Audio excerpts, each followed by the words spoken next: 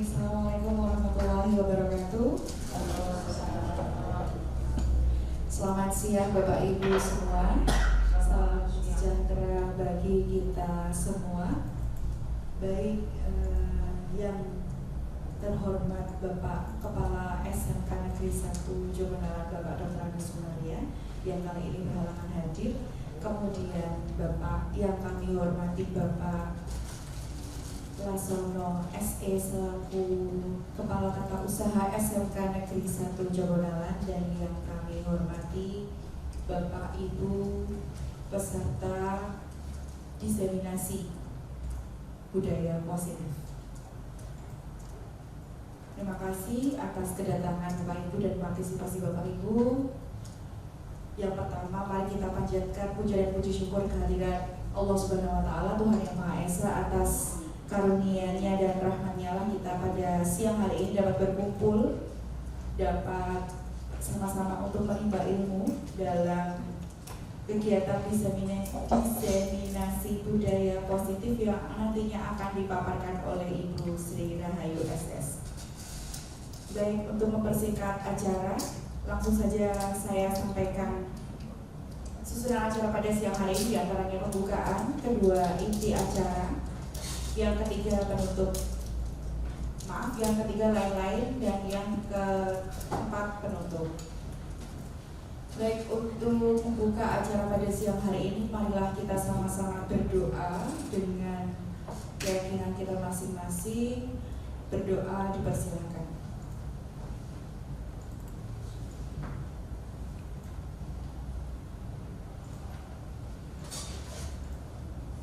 Amin, cukup, terima kasih. Kemudian acara selanjutnya yaitu sambutan yang kali ini akan diwakili oleh Bapak Kepala Tata Usaha SMK Negeri 1 Jogonalan, Bapak Lasono. Kepada Bapak Lasono kami persilakan.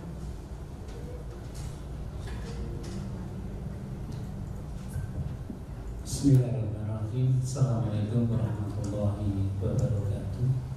Alhamdulillah. Alhamdulillahirrahmanirrahim. Wa ala alihi wa sahbihi ajma'in. Allahumma sholli ala Muhammad wa ala ali Muhammad. Rabbi shrah sadri wa yassir li amri wa hlul min lisani yafqahu qawli. Amma ba'du. Yang saya hormati Ibu CGP SMK Negeri 1 Jogonalan, calon guru baru calon guru penggerak SMK Negeri 1 Jogonalan, pertama yang dalam hal ini Ibu Sri Rahayu SS. Yang saya hormati pula Bapak Ibu peserta diseminasi budaya positif SMK Negeri 1 Jogonalan.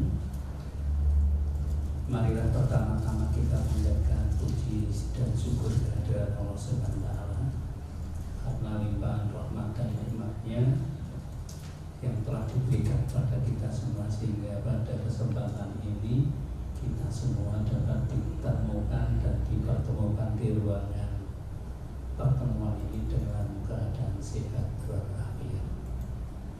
Bapak Ibu yang sangat kami hormati, yang pertama kami selaku keluarga besar SMK Negeri 1 Jogonalan mengucapkan banyak terima kasih kepada ibu-ibu CGP yang sudah sukses atau sudah mewakili SMK Negeri 1 Jogonalan yang masuk CGP angkatan 10 kembali, angkatan 10 yang awalnya ini SMK kita itu jarang yang mau untuk mendapatkan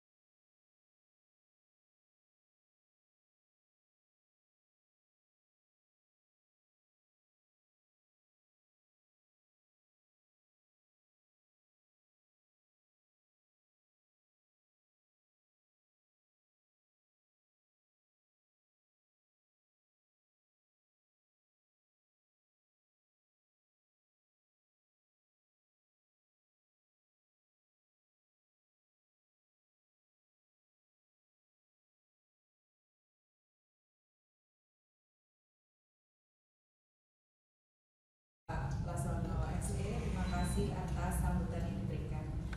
Kita lanjutkan kembali, yaitu inti acara yang akan disampaikan dan akan dipaparkan oleh Ibu Sri Rahayu SS tentang diseminasi budaya positif.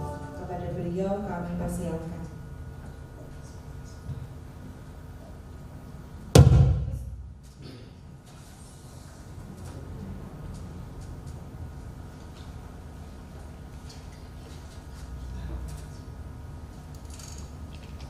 Terima kasih kepada Ibu Nur Hayatu selamat mendengarkan di kegiatan pada pagi hari ini.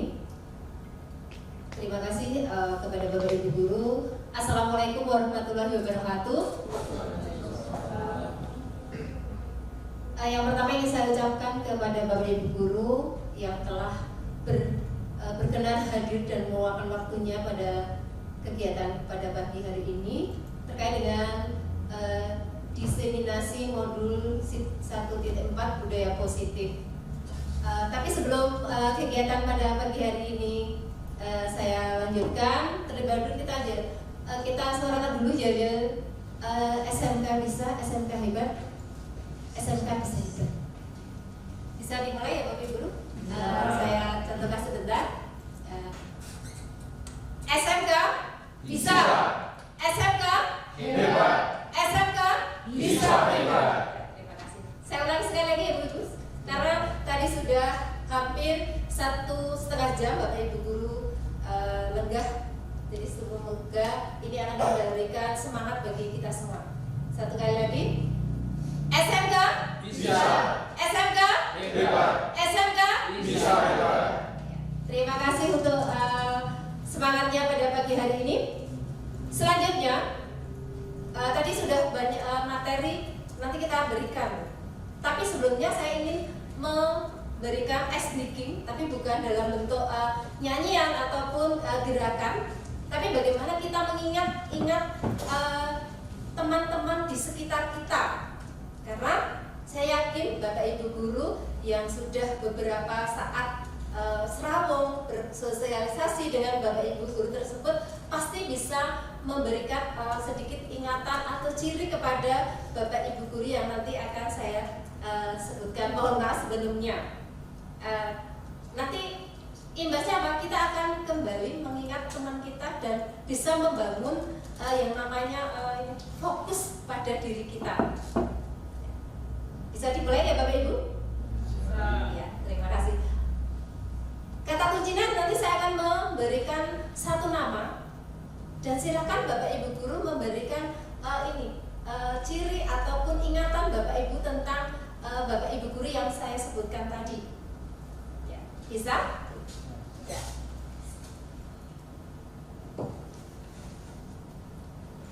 Ibu Reti Wulandari. Apakah ya Bapak Ibu ingat tentang beliau? Silakan untuk Bapak Ibu Guru tentang Ibu Reti, Miss Reti. Silakan memberikan statement apa yang Bapak Ibu Guru ingat tentang Miss Reti. Monggo. Full senyum. Full senyum. Imut. Ada lagi? Imut. Imut. Ada lagi? Cantik, betul sekali. Mungkin ada Bapak Ibu Guru yang memberikan pendapat tentang Miss Reti. Ada lagi? Semangat. Iya. Ya, ini sebagai untuk menggugah semangat dan fokus kita untuk materi selanjutnya. Jadi, bagaimana kita bisa mengingat kembali tentang teman kita. Tadi saya memberikan tentang Miss Reti. Apa yang diingat tentang Miss Reti? Cantik.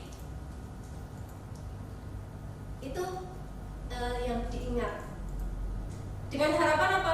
Ketika kita memberikan sesuatu kepada peserta didik dan kita bersosial dengan peserta didik, berkolaborasi dengan peserta didik, nantinya akan selalu diingat meskipun mereka sudah lulus ataupun sudah bekerja, sudah melalang buana dimanapun. Dan ketika mereka akan kembali ke sekolah, entah itu dalam rencana reuni ataupun dengan kepentingan yang lain, kita akan selalu ingat dengan siswa tersebut.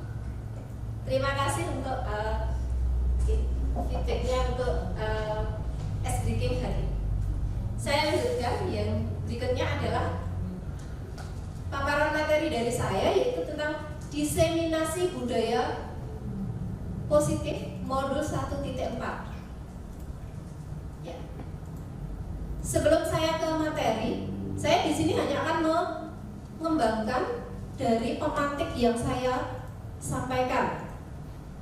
Karena memang apa yang saya tulis di sini ada di sekitar kita, di sekolah kita, dan sering kita temui terjadi di sekitar kita di sekolah. Yang pertama, apa yang dimaksud dengan budaya positif di sekolah? Mungkin ada Bapak Ibu guru yang ingin memberikan tanggapan ataupun jawaban dari pertanyaan saya yang pertama. Silakan. Sebelum memulai dan mengakhiri pelajaran, berdoa dulu. Ya, terima kasih. Nanti bisa kita cek. Yang kedua, mengapa budaya positif di sekolah itu penting? Mungkin ada yang bisa memberikan tanggapan dari pertanyaan saya yang kedua dari Bapak Ibu. Silakan. Karena tujuannya untuk menumbuhkan karakter anak. Iya, terima kasih untuk tanggapannya Bapak. Yang ketiga, bagaimana cara membangun budaya positif di sekolah? Silakan.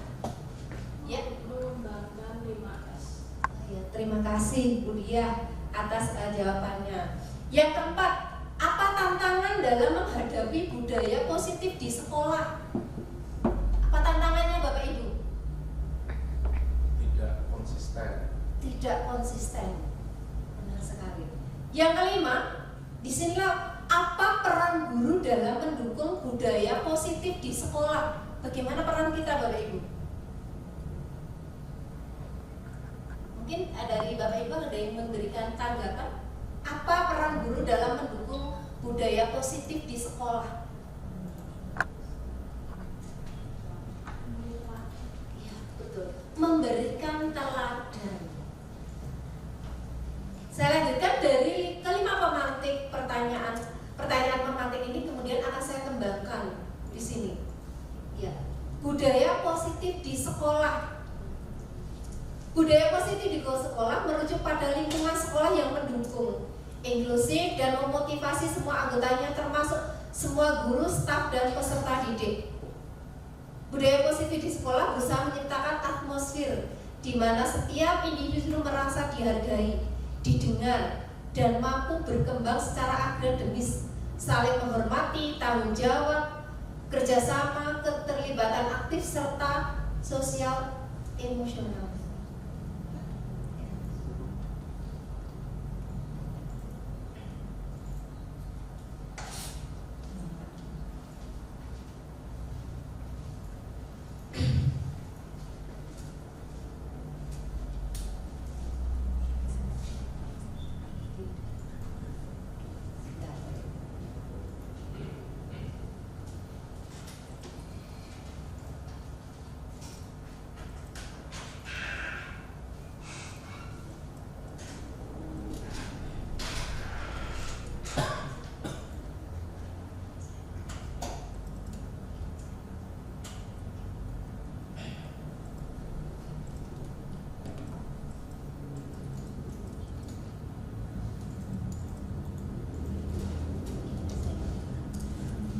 Ya, budaya positif di sekolah. Budaya positif adalah pola perilaku, norma, nilai, dan sikap yang mendukung pertumbuhan, perkembangan kesejahteraan individu atau kelompok. Sikap dan perilaku yang termasuk budaya positif, yang pertama adalah menghargai orang lain, bekerja sama, menghormati perbedaan, berpikiran terbuka, mengembangkan hubungan yang sehat. Di sini yang saya maksudkan menghargai orang lain, ya kita antara siswa dan guru dan warga sekolah. siswa menghormati bapak ibu guru, dan guru juga menghargai yang namanya siswa. Karena apa? Antara guru dan peserta didik memang saling berkaitan dan tidak bisa dipisahkan. Yang kedua adalah bekerja sama. Siswa dan guru adalah tim untuk berkolaborasi dalam mengembangkan keilmuan dan pendidikan. Guru tidak bisa mengembangkan ilmu pengetahuannya, pendidikannya tanpa adanya partner yaitu siswa. Yang ketiga, menghormati perbedaan, di mana antara guru dan siswa keduanya saling menghormati yang namanya perbedaan. Tapi jangan sampai perbedaan tersebut menjadi masalah ataupun sumber perpecahan. Justru perbedaan itu akan menjadi sebuah penyemangat ataupun penambah ilmu pengetahuan. Jadi dari perbedaan itu bisa menambah daripada keilmuan kita. Yang berikutnya adalah berpikiran terbuka. Kita sebagai kaum terpelajar, kita harus terbuka dengan apa saja,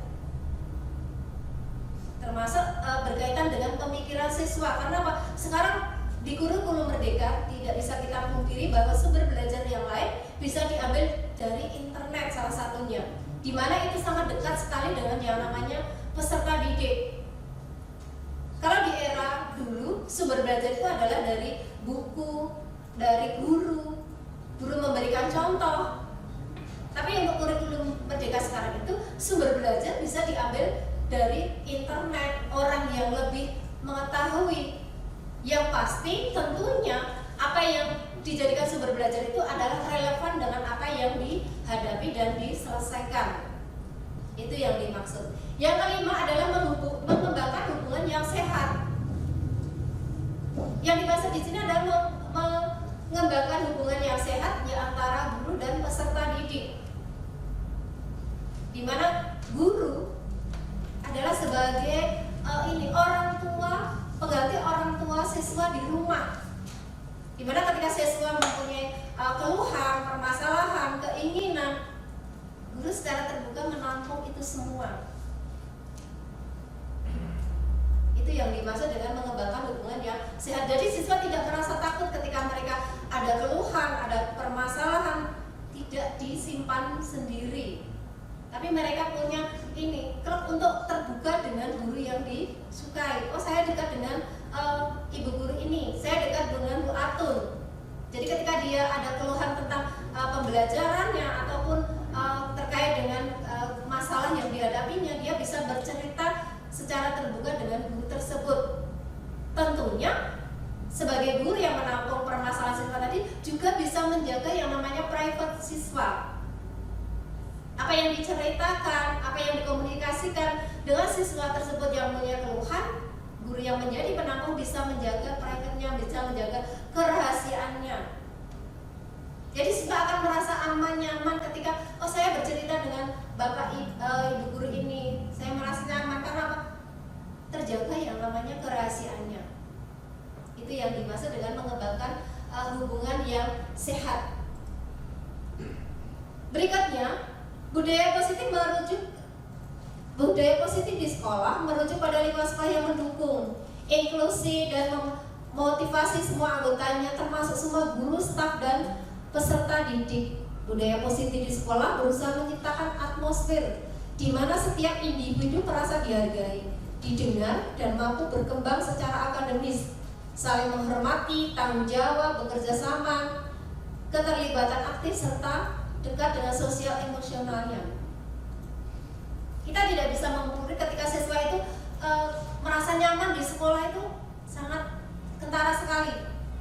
Makanya di sekolah kita ada slogan sekolah menyenangkan, rumah kedua. Jadi itu menjadi bukti betapa siswa itu merasa nyaman di sekolah. Ketika pembelajaran selesai, mereka tidak terburu-buru pulang. Karena apa? Mereka salah satunya nyaman, salah satunya dengan apa? Mengoptimalkan fasilitas yang ada di sekolah. Satu adalah wifi. Karena tidak bisa dipungkiri, selain tugas berupa paper test yang bisa dikerjakan secara manual, tugas ada yang dikerjakan menggunakan bantuan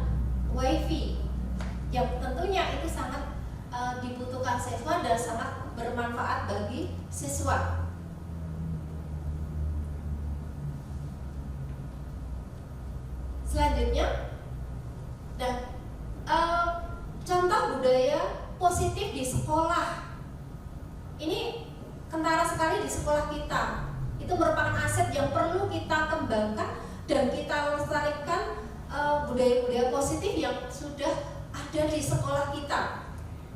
Yang pertama adalah budaya kerja 5R. Ringkas, rapi, resik, rawat, dan rajin dalam pembelajaran.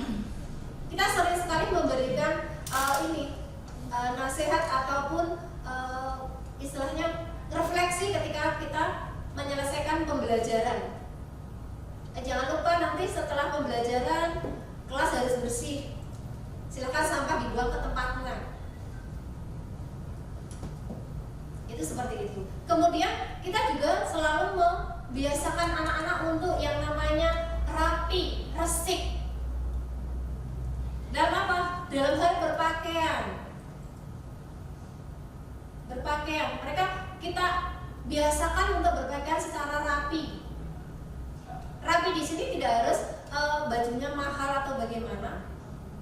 Yang pasti sekolah kita sudah secara tidak langsung memberikan ini gambaran. Ketika kalian berada di sekolah, ya kalian harus menyesuaikan dengan apa yang ada di sekolah. Satu, menggunakan sepatu hitam ketika berada di sekolah, berseragam yang baik, menggunakan atribut sekolah yang lengkap, termasuk menggunakan dasi, atribut kelas, sekolah, kemudian berkaitan dengan ini jilbab yang ada identitasnya SMK 1 Jogonalan, kemudian kaos kaki yang ada logonya. Itu yang harus kita lestarikan, kita kembangkan, dan kita uri-uri untuk pembiasaan yang selanjutnya.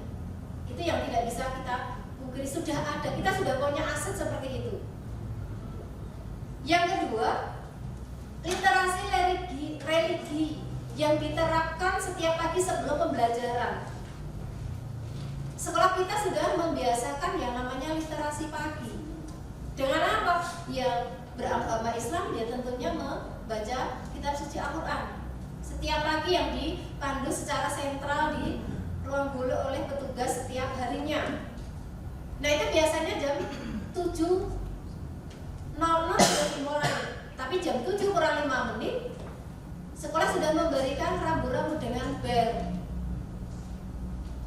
Harapannya ketika siswa melakukan literasi tidak ada yang terlambat, sudah siap 5 menit sebelum literasi itu berlangsung, siswa sudah siap di kelas.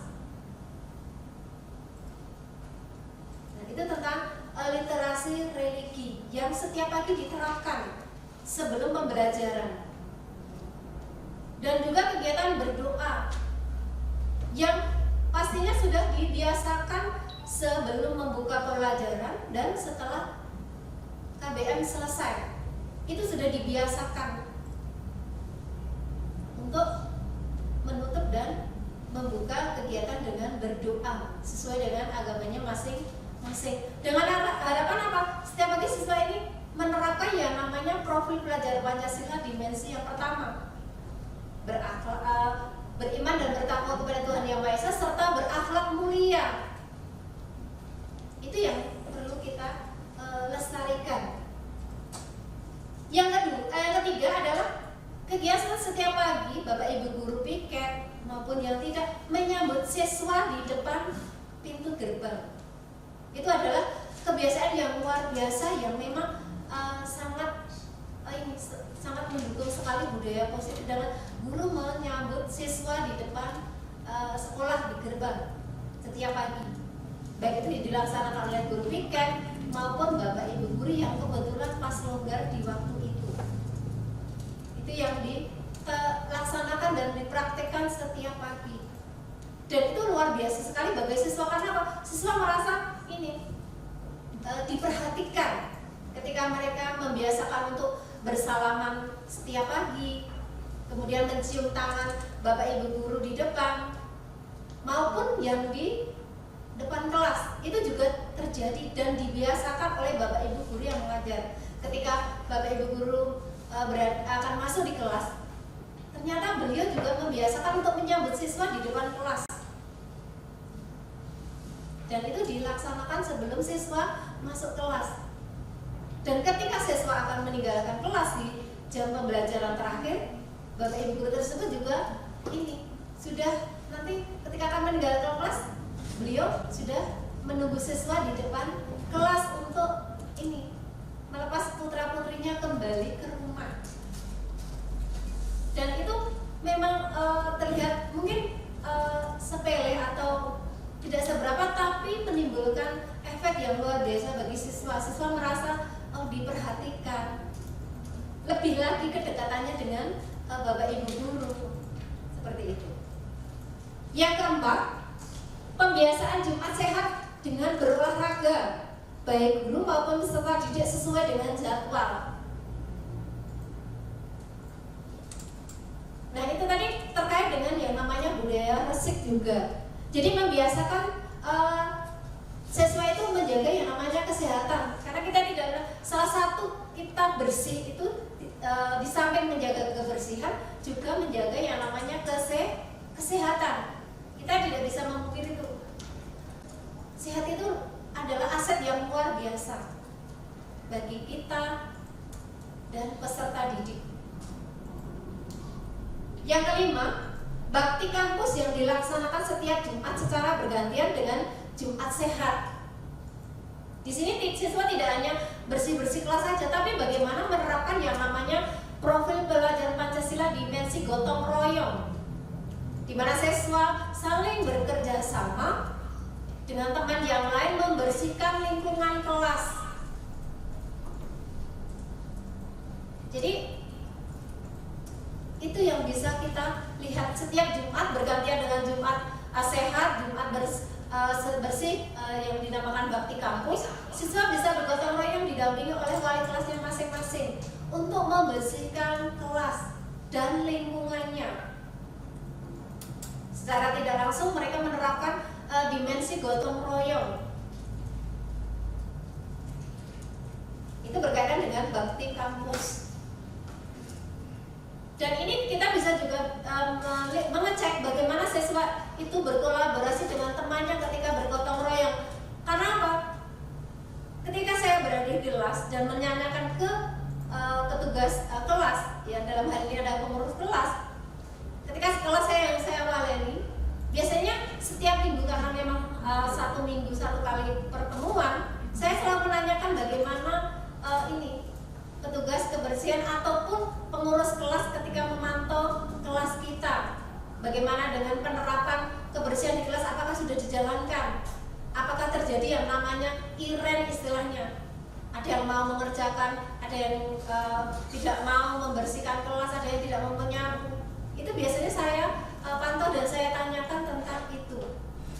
Dengan harapan apa? Satu sisi siswa dapat lebih dekat dengan teman yang lain. Karena dengan kita bergotong royong, membersihkan kelas, menyapu bareng-bareng, kedekatan secara emosional akan terjalin.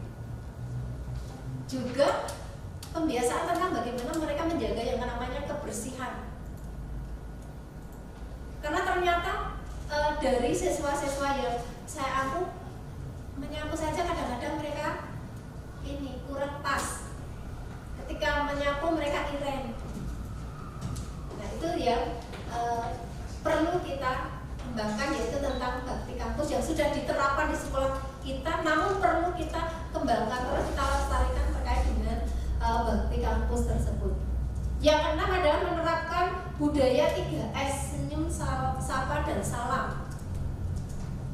Jadi di sini kita membiasakan siswa-siswa kita dan juga untuk kita sendiri, ketika bertemu siswa, siswa akan membiasakan untuk senyum, sapa, salam dengan Bapak Ibu guru. Jadi jangan sampai ketika mereka berpapasan dengan Bapak Ibu guru, mereka hanya diam saja, acuh saja. Padahal tahu, oh ini Bapak Ibu guru mereka. Tapi mereka akan secara spontanitas menyapa Bapak Ibu guru yang ditemui, menegurnya, paling tidak tersenyum. Itu sudah pembiasaan yang baik. Jadi jangan sampai ketika bertemu dengan Bapak Ibu guru hanya acuh saja. Nanti pasti kalau kita dicuekin seperti itu, pasti juga akan menjadi pertanyaan, kayak bocah kok ketemu gurune ngomong wae. Karena apa? Karena yang terjadi sekarang ini yang disapa itu terkadang-kadang hanya guru yang mengajar di kelas mereka saja, padahal kita sebagai guru mengajar di semua kelas dan kita menjadi orang tua bagi mereka di sekolah. Kalau kita membiasakan untuk senyum, sapa, salam, meskipun siswa tersebut tidak diajar oleh guru tersebut, bapak ibu tersebut, tapi juga mengenal beliau. Oh ini Bu Atun, oh ini Bu Anika. Meskipun tidak mengajar di kelas mereka, tapi karena pembiasaan untuk salam, senyum, sapa, itu akan menjadi kedekatan yang emosional. Kemudian akan menjadi pertanyaan. Kalau belum tahu, tadi ibu siapa toh, bapak siapa toh, pasti akan berkomunikasi dengan temannya. Dan temannya yang sudah tahu pasti akan memberikan penjelasan. Oh ini Bu Hartian.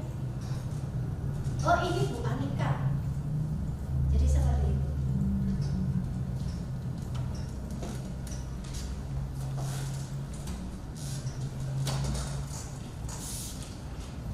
Ya.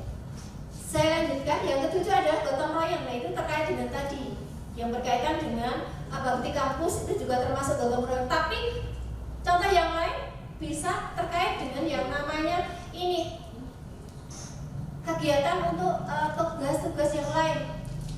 Karena apa? Salah satu dimensi profil pelajar Pancasila adalah gotong royong mandiri.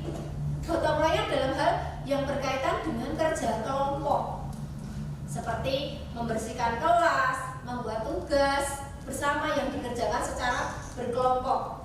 Yang kedelapan adalah menghargai perbedaan. Nah, ketika mereka bergotong royong, pasti terjadi yang namanya perbedaan. Contoh kecil yang sering terjadi ketika menerapkan yang namanya gotong royong memberikan kelas, pasti ada iren. Karena tugasnya itu berkelompok, jadi terjadi yang namanya iren. Oh saya pengennya yang ini, karena apa? Tidak terlalu luas. Oh saya ingin bergotong royong dengan ini, karena apa? Orangnya rajin. Jadi jangan sampai seperti ini. Yang kesembilan adalah disiplin. Kita di sekolah kita dibiasakan untuk disiplin. Jam 7 kurang 5 menit sekolah sudah memberikan tanda untuk segera masuk di kelas. Karena apa? 5 menit berikutnya pembelajaran sudah dimulai dan akan dimulai dengan ini kegiatan religi. Dengan harapan ini tidak hanya dilakukan oleh siswa saja, tapi juga untuk bapak ibu guru yang mengajar. Dengan 5 menit sebelum pembelajaran, sekolah sudah memberikan tanda untuk segera masuk kelas agar semua, termasuk bapak ibu guru dan siswa, bisa melaksanakan kegiatan religi pagi bersama-sama dan guru menjadi pendampingnya. Yang ke-10 adalah sikap refleksi diri. Yang dimaksud di sini adalah setiap akhir pembelajaran, setiap akhir materi diusahakan untuk membuat refleksi. Jadi apa yang sudah siswa lakukan di pembelajaran tersebut bisa direfleksikan bersama-sama dengan bapak ibu guru yang mengajar. Contohnya ketika pembelajaran tentang penerapan gotong royong, pasti di akhir saya memberikan refleksi. Coba sekarang kita refleksikan apa manfaat yang bisa dipetik dengan kegiatan gotong royong ini. Dari situ nanti muncul yang namanya jawaban siswa dari berbagai siswa, dan dari jawaban yang berbeda itu nanti disimpulkan menjadi satu. Itu terkait dengan refleksi. Dengan harapan apa? Bisa kita sebagai guru nanti kita bisa memberikan tambahan ataupun sesuatu yang tadi belum kita sampaikan, bisa kita sampaikan di minggu berikutnya. Yang ke-12 adalah berkolaborasi. Jadi antara siswa, guru bisa berkolaborasi bersama-sama. Siswa dengan siswa bisa berkolaborasi ketika mereka menyelesaikan tugas. Karena sebagian tugas pasti dikerjakan secara kelompok. Nah, itu yang dinamakan kolaborasi. Contohnya mengerjakan tugas PPKN. menanam sayuran, mereka akan berkolaborasi. Ini contoh saja. Namun di sini guru juga bisa mengambil kolaborasi tersebut dengan apa? Memberikan pendampingan ketika proses gotong royong itu dilaksanakan. Sebagai guru, tentunya saya harus mendampingi siswa, menanyakan apa kesulitannya yang dihadapi ketika kegiatan kolaborasi ataupun gotong royong itu dilaksanakan. Pasti saya tanyakan, dan di situ nanti kita bisa lihat kesulitan maupun manfaat ketika melaksanakan gotong royong. Yang ke-13 adalah kontribusi dengan masyarakat. Siswa belajar di sekolah, tentunya jangan hanya bisa ini eksis di sekolah saja, tapi juga bisa memberikan kontribusi kepada masyarakat. Contohnya apa? Di satu sisi ketika hari libur di hari Minggu, karena siswa kita sudah ini usia 15-16 tahun, tentunya mereka sudah bagian daripada ini anggota sinoman istilahnya kalau di pedesaan.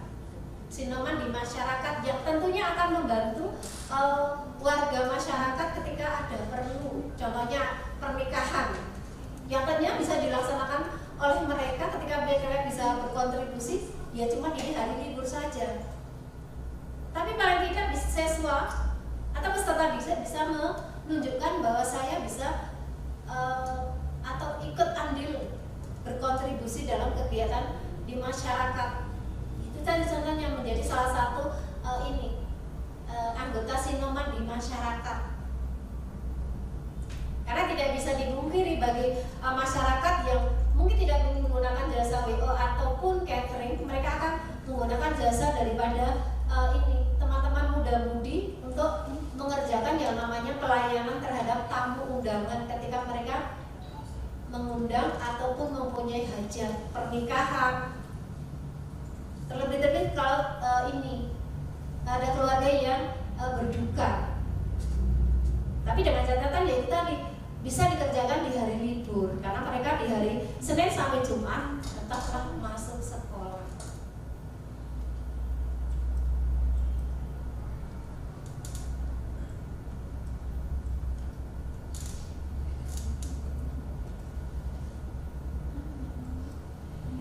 Berikutnya, mengapa budaya sekolah itu penting? Yang pertama adalah budaya sekolah itu berkontribusi pada kesejahteraan seluruh komunitas sekolah. Yang kedua, ketika peserta didik merasa aman dan diterima, peserta didik lebih cenderung terlibat dalam proses belajar, menunjukkan prestasi akademik yang lebih tinggi dan memiliki hubungan yang sehat dengan teman sebaya serta guru. Yang ketiga, guru yang bekerja di lingkungan yang mendukung akan lebih termotivasi, produktif, dan mampu memberikan pengajaran yang berkualitas. Ya. Bagaimana cara membangun budaya positif di sekolah? Bagaimana caranya? Yang pertama, menetapkan visi dan misi yang jelas mengenai nilai-nilai yang ingin dijunjung tinggi. Yang kedua, komunikasi yang efektif antara semua anggota komunitas sekolah melalui komunikasi terbuka. Yang ketiga, penghargaan dan pengakuan terhadap pencapaian siswa dan guru, memperkuat perilaku positif. Yang keempat, penerapan program-program seperti pendidikan karakter, pelatihan keterampilan, sosial emosional, dan kegiatan ekstrakurikuler dapat mendukung perkembangan budaya positif. Yang kelima, berpartisipasi aktif dari orang tua dan masyarakat juga penting untuk mendukung inisiatif dan budaya positif di sekolahnya. Ini terkait dengan cara membangun budaya positif di sekolah. Saya sampaikan ada 5. Terkait dengan menetapkan visi dan misi yang jelas mengenai nilai-nilai yang ingin dijunjung tinggi. Nah itu tentunya kita bisa merujuk pada visi-misi sekolah kita. Yang ini akan disampaikan besok ketika ini presentasi visi dan misi di minggu depan, insya Allah. Nah, yang kedua, komunikasi yang efektif antara semua anggota komunitas sekolah melalui komunikasi terbuka. Dan hal ini ya bagian daripada kita praktisi ini sekolah. Contohnya apa? Terkait dengan kalau dari orang tua berkaitan dengan komite sekolah. Nanti yang akan diwakili oleh komite sekolah menyampaikan tentang keinginan daripada orang tua wali murid. Nah, ini terjadi komunikasi yang terbuka antara orang tua dan sekolah. Yang ketiga, penghargaan dan pengakuan terhadap pencapaian siswa dan guru memperkuat perilaku positif.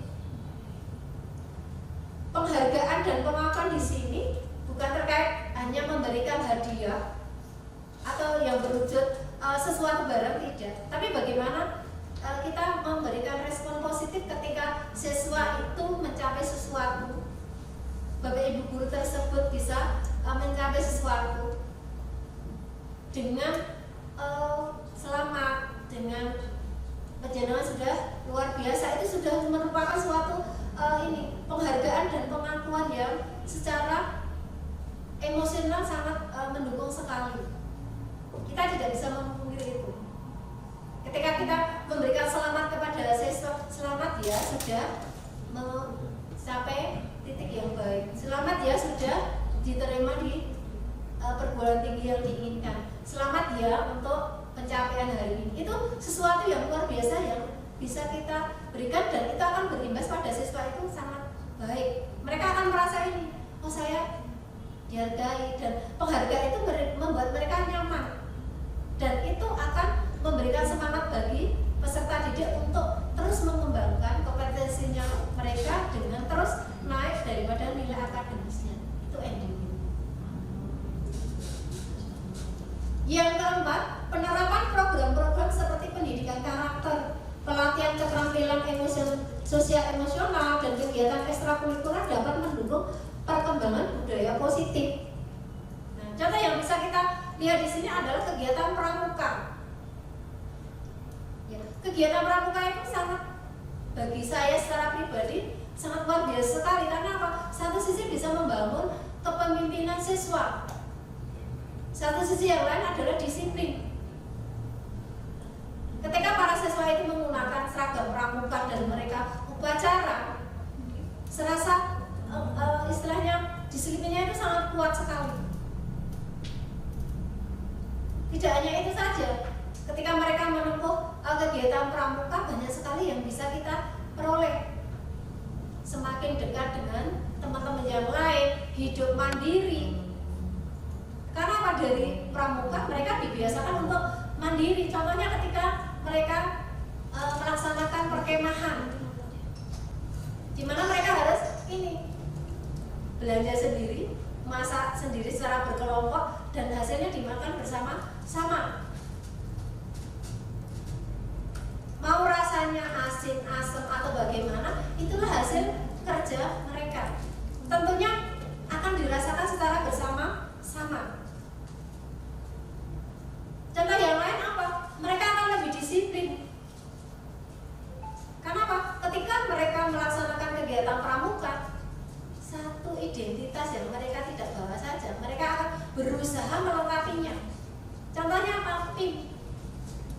Pin yang mereka, umpamanya karena pin ini gampang sekali dibilang, mereka akan sering sekali beli lagi pin.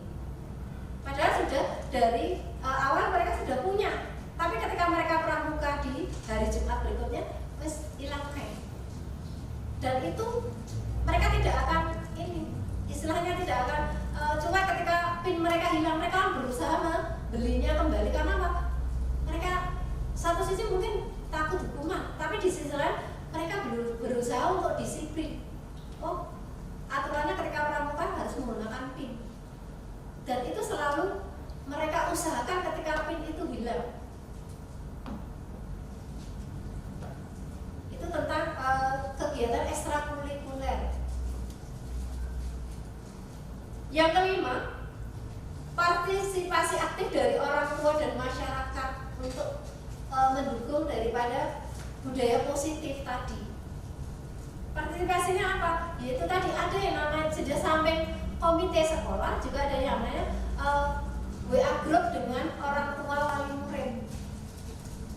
Harapannya di sini orang tua ketika putra putrinya tidak masuk, meskipun putra putrinya sudah mengirimkan surat izin ke bapak ibu wali kelasnya, tapi secara sukarela wali murid ini juga akan memberitahukan, oh bu, ini anak saya tidak bisa masuk sekolah karena sakit. Karena tidak bisa dipungkiri ketika siswa itu minta izin lewat grup, terkadang ada pemikiran kita, ini anak kok sering sekali tidak masuk, ini tidak masuk beneran atau bagaimana? Karena kok masa tidaknya itu kayak sepertinya bergiliran. Tapi dengan adanya grup wali siswa, harapannya ketika ada siswa yang tidak masuk dari bapak ibu guru wali bisa mengecek ke grup wali murid, bu atau bapak, apakah benar ini siswa atas nama ini memang hari ini izin sakit. Nah, biasanya nanti dari orang tua bisa memberikan respon, oh iya bu, ini sakit dan ini sudah sakit sejak kemarin bu, jadi bisa dicek. Tapi kalau hanya lewat surat izin yang bisa di grup, kadang-kadang kalau hanya 1 kali 2 kali mungkin masih bisa dimengerti. Ini kok anak kok hari ini masuk, besok nggak masuk, ini masuk lagi. Terkadang ada pertanyaan dari kita sebagai wali kelas, dan itu saya sendiri sebagai wali kelas 10 MPLB juga saya sering cross check ke kelas, apakah ini benar memang tidak masuk. Dan mesti saya tanyakan, karena surat izin itu biasanya diketik dalam bentuk ketikan di WA, pasti untuk surat izin aslinya di hari berikutnya kalau tidak ada yang bisa dititipi, biasanya akan diminta. Coba hari ini yang tidak masuk, surat izinnya sudah masuk, tapi besok surat izinnya yang resmi, umpamanya mereka lewat ketikan, mohon diantar ke sekolah. Kalau memang hari ini tidak ada yang bisa dititipi karena rumahnya berjauhan. Itu seperti itu. Itu terkait dengan partisipasi aktif dari orang tua dan masyarakat. Juga partisipasi yang lain apa? Biasanya orang tua yang punya perhatian khusus dengan putra putrinya itu biasanya akan merespon ketika wali kelas memberikan surat edaran ke orang tua yang harus diketahui. Contohnya pembelajaran daring.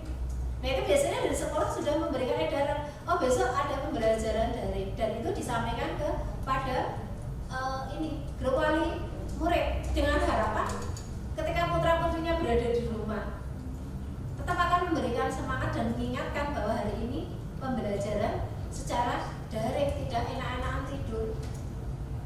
Tetap mereka melaksanakan pembelajaran meskipun itu dilaksanakan secara daring.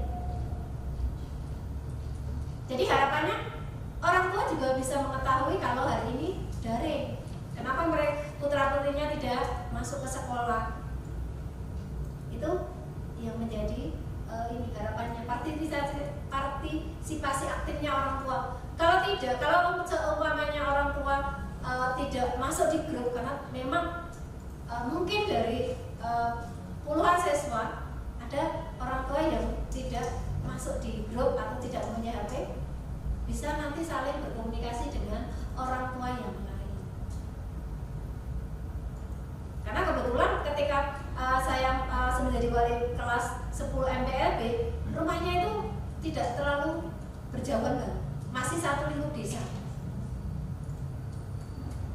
Jadi bisa saling berkomunikasi kalau ada yang tidak mempunyai HP. Tapi alhamdulillah sampai hari ini siswa-siswa yang saya wali ini orang tuanya mempunyai HP, jadi bisa dikomunikasikan ketika putra putrinya itu tidak masuk, ataupun ketika ada edaran dari sekolah kalau ada sesuatu hal yang harus disampaikan dan diketahui oleh orang tua siswa.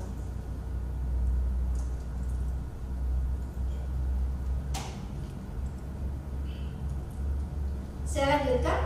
Tantangan yang dihadapi dalam menciptakan budaya positif di sekolah itu apa? Yang pertama adalah terkait dengan perbedaan latar belakang dan nilai-nilai dari anggota komunitas sekolah yang beragam. Yang kedua, perubahan budaya budaya memerlukan waktu dan komitmen yang konsisten dan seluruh pihak yang bisa jadi sulit di tengah-tengah tekanan akademik dan administrasi. Nah, tantangannya apa? Yaitu tadi perbedaan latar belakang dan nilai-nilai dari anggota komunitas sekolah. Jadi siswa kita itu beragam, meskipun masih lingkup satu kabupaten Klaten atau dan sekitarnya, tapi ternyata mempunyai latar belakang yang berbeda. Contoh kecil saja, ketika saya menjadi guru bahasa Jawa, ketika saya memberikan pembelajaran bahasa Jawa, ternyata meskipun putra-putri saya yang saya berikan pembelajaran itu asli warga Klaten, ternyata mereka tidak semuanya paham dengan yang namanya bahasa Jawa, utamanya yang menggunakan unggal-unggal basa Kromo. Dan itu nyata sekali. Dan ketika saya analisa dari beberapa jawaban dan juga dari kasus siswa yang menjadi latar belakang adalah ini, tidak terbiasanya orang tua memberikan pemahaman atau pembelajaran ataupun pengetahuan tentang bahasa Jawa. Dengan kata lain, meskipun bapak ibunya Klaten, tapi ternyata di rumah dibiasakan menggunakan bahasa Indonesia. Jadi mereka ini ketika saya memberikan keyakinan kelas ataupun peraturan yang harus ditaati ketika pembelajaran bahasa Jawa, semuanya menggunakan bahasa Jawa. Dan itu ternyata kelas menjadi ini, tidak ada yang bertanya ataupun berkomentar. Kenapa? Minimnya ini bahasa Jawa bagi peserta didik. Jadi itu terkait dengan perbedaan latar belakang. Contoh lain, di samping ini orang tua yang tidak membiasakan menggunakan bahasa Jawa, ini contoh kecil karena saya juga sebagai guru bahasa Jawa. Contoh lain adalah tidak biasanya orang tua ini membiasakan anak untuk ini menggunakan unggal-unggal bahasa Jawa yang tepat. Jadi ketika mereka ini menggunakan bahasa Jawa cenderung ke bahasa Moko. Padahal yang benar untuk orang yang lebih tua kepada orang yang lebih muda menggunakan bahasa Kromo, dan yang lebih tua kepada yang lebih muda menggunakan bahasa Kromo, bahasa Moko. Yaitu terkait dengan perbedaan latar belakang dan nilai-nilai dari anggota komunitas. Jadi meskipun peserta didik kita semuanya dari rata-rata ataupun hampir 80% dari Klaten, tapi ternyata penguasaan terhadap bahasa Jawa itu dari yang saya amati dan saya analisa di kelas-kelas saya itu minim sekali. Itu terkait dengan itu. Kemudian perubahan budaya memerlukan waktu dan komitmen. Nah ini sesuai dengan filosofi Ki Hajar Dewantara bahwa kita mengajar peserta didik itu harus menyesuaikan dengan yang namanya kodrat alam dan kodrat zaman. Kita tidak bisa memberikan pembelajaran seperti dulu. Kita tidak bisa seperti itu. Tapi kita harus menyesuaikan yang namanya kodrat zaman di era sekarang. Contohnya apa? Ya kita memberikan pembelajaran sesuai dengan kodratnya sekarang. Sekarang apa? Kita tidak bisa lepas yang namanya IT, internet. Itu salah satu sumber belajar yang lain. Kalau dulu kita memberikan pembelajaran lewat buku. Oh bukunya ini, karya ini. Sekarang kita harus lebih terbuka lagi bahwa oh ini sumber belajarnya kalau dari buku ini seperti ini, kalau dari buku yang ini seperti ini. Tapi juga ada sumber belajar yang lain yang bisa kita jadikan bahan materi dan pengembangan materi yang lebih banyak lagi supaya apa? Bertambah kompetennya. Contohnya melalui internet yang tentunya harus relevan dengan materi yang disampaikan.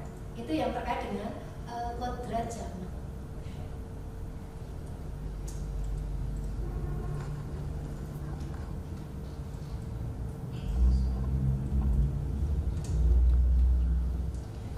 Berikutnya, kita akan masuk ke peran guru dalam mendukung budaya positif di sekolah. Bagaimana peran guru dalam mendukung budaya positif di sekolah. Yang pertama, guru memainkan peran sentral dalam mendukung dan mempromosikan budaya positif di sekolah. Ya, guru memang sebagai peran sentral. Karena apa? Kita kembali ke filosofi pemikiran Ki Hajar Dewantara. Ing aso suntulodo, ing madya mangun karsa, tuturi handal yani.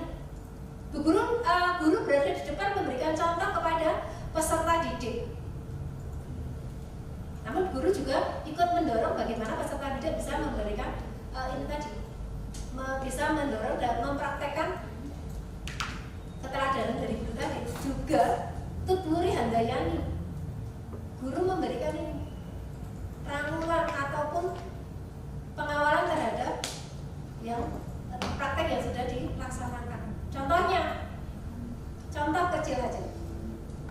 Bagaimana peran guru ketika membiasakan untuk disiplin sesuai dengan filosofi Ki Hajar Dewantara ing madya ing aso suntulodo. Jadi guru memberikan contoh dulu. Ketika budaya positif disiplin itu diterapkan, guru memberikan contoh terlebih dahulu. Dengan apa? Karena terkaitan dengan disiplin waktu, ya kita sebagai guru hadir tepat waktu. Ketika kita mengajar di jam ketiga, karena kebetulan saya juga lebih banyak pergantian jam di jam ketiga, 4 dan juga jam 1, 2, kita sebagai guru memberikan contoh hadir tepat waktu. Seumpama terjadi sesuatu atau urgent, kita terlambat, kita memberitahu siswa, karena kita pasti punya WA group dengan siswa. Kita memberitahu umpamanya, mohon maaf nanti Bu Guru terlambat dari kelas karena seperti ini. Jadi meskipun nanti kita terlambat di kelas, tapi kita tetap menaati keyakinan kita bersama ataupun peraturan bahwa kita tepat waktu atau disiplin waktu. Harapannya siswa juga, oh ini ternyata Bapak Ibu Guru juga tepat waktu. Meskipun di penerapannya nanti terjadi terlambat karena sesuatu hal, karena kita tidak bisa mengukur tugas dari sekolah tiba-tiba mendadak ada tugas tambahan, ada tugas yang harus kemana, tapi melalui WA group bisa disampaikan. Jadi kenapa Bapak Ibu Guru terlambat, kenapa Bapak Ibu Guru tidak bisa mendampingi di kelas, itu nanti bisa diketahui. Yang kedua, guru bertindak sebagai model perilaku yang baik, menunjukkan nilai-nilai serta empati, integritas, dan kerjasama dalam interaksi sehari-hari dengan siswa. Yang dimaksud di sini kita berinteraksi dengan siswa dan memberikan contoh yang baik. Contoh yang paling kecil adalah kita selalu membiasakan siswa itu untuk ini. Ketika kita minta bantuan atau siswa meminta bantuan kepada temannya, biasakan untuk memberikan kata minta tolong, meskipun itu kepada temannya. Jangan asal ini dituliskan, jangan seperti itu, atau ini dituliskan, ini diantar ke sana. Tapi biasakan siswa itu untuk membiasakan menggunakan kata minta tolong. Dan kita sebagai guru bertindak sebagai model, kita juga harus membiasakan ketika kita sebagai guru meminta bantuan siswa, kita juga membiasakan untuk menggunakan kata minta tolong. Mas minta tolong, buku ini diantar ke ruang guru. Kita memberikan contoh seperti itu. Karena kita sebagai model perilaku yang baik, ini contoh saja. Contoh yang lain sangat baik. Kita membiasakan menggunakan kata minta tolong. Sederhana, tapi itu perlu kita biasakan. Karena kita sebagai guru harus memberikan contoh supaya anak-anak peserta didik yang lain bisa menerapkan. Jadi mereka ketika akan meminta bantuan temannya, mereka juga akan membiasakan dengan kata minta tolong. Jangan hanya sekedar menyuruh saja, tapi gunakan kata minta tolong, itu dibiasakan. Yang ketiga, guru bertanggung jawab untuk menciptakan lingkungan kelas yang aman dan mendukung di mana siswa merasa dihargai dan termotivasi untuk belajar.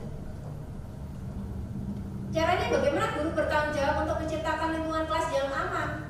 Ya kita harus memberikan kenyamanan pada peserta didik. Dan apa? Kita dekat secara emosi dengan siswa itu salah satu pendukung rasa aman daripada siswa. Kita menghargai siswa itu juga bentuk rasa aman nyaman yang diharapkan oleh siswa atau yang akan mereka terima. Berikutnya, 4, guru harus mendorong kolaborasi antara siswa. Di antara siswa mengajarkan keterampilan sosial, membantu mengembangkan rasa tanggung jawab terhadap diri sendiri dan orang lain. Guru harus mendorong kolaborasi, yang dimaksud jadi kolaborasi antar teman. Kita tidak bisa memungkiri ketika ada tugas, yang namanya tugas itu sekarang dikerjakan lebih sering pada tugas kelompok. Jadi bagaimana masing-masing kelompok antara kelompok satu dengan kelompok yang lain sesama anggotanya bisa berkolaborasi, bisa berbagi tugas ketika mengerjakan sesuatu. Jangan sampai ada laporan ini nggak mau mengerjakan, ini cuma kasih aja, ini cuma tidur aja, jangan sampai seperti itu. Jadi kita akan intens menanyakan bagaimana teman satu kelompokmu yang tidak aktif siapa. Nanti dari jawaban kelompok, nanti kita bisa memberikan dorongan kepada siswa atau peserta didik yang tidak aktif melaksanakan tugas kelompok tadi, bisa memberikan dorongan atau semangat. Kenapa kamu tidak bisa membantu teman untuk kerja kelompok? Kenapa? Dan nanti akan terselesaikan permasalahannya. Seperti itu.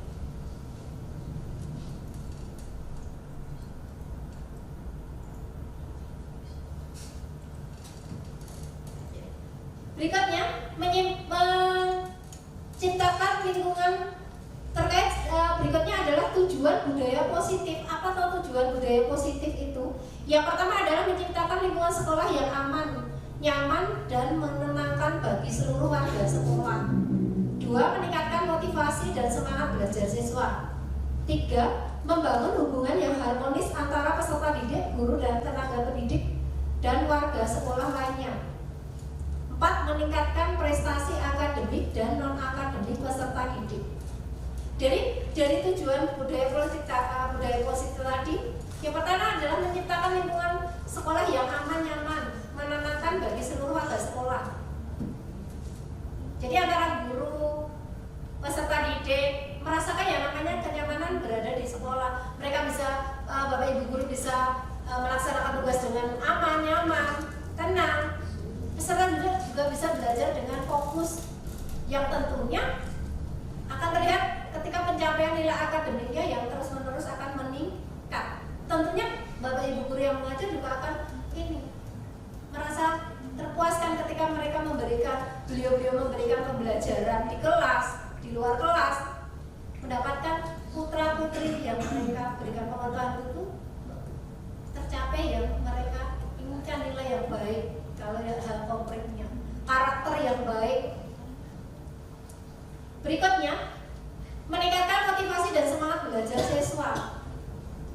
Jadi dengan adanya budaya positif tentunya akan memberikan motivasi yang baik pada siswa dan semangat belajar. Ketika peserta dia merasakan yang namanya sudah nyaman di sekolah, dekat dengan Bapak Ibu guru yang mengajar, tentunya akan memberikan motivasi dan semangat belajar. Mereka satu sisi, saya harus tercapai nilai saya, KKM saya harus bisa punya nilai yang baik. Saya akan malu kalau nilai saya jelek.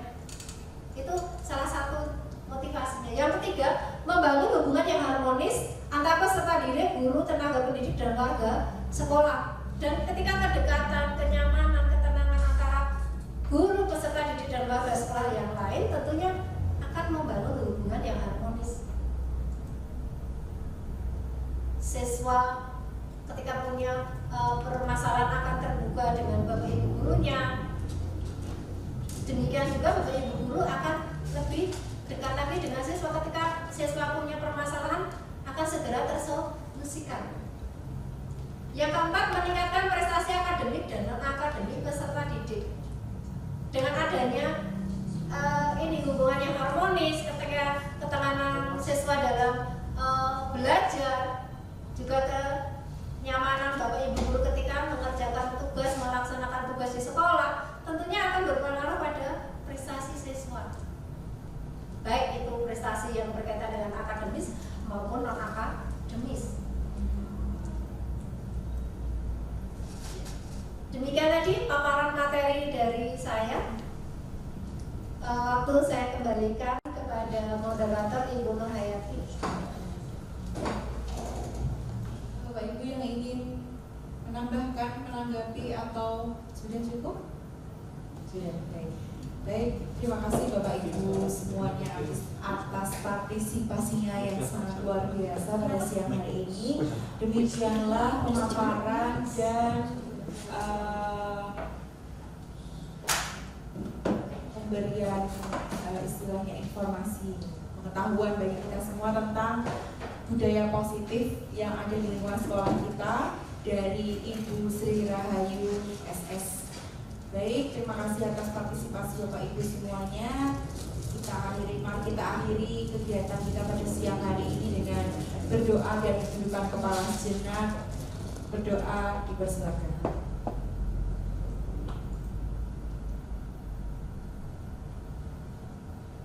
Baik, cukup, terima kasih. Sekian, wassalamualaikum warahmatullahi wabarakatuh. Waalaikumsalam.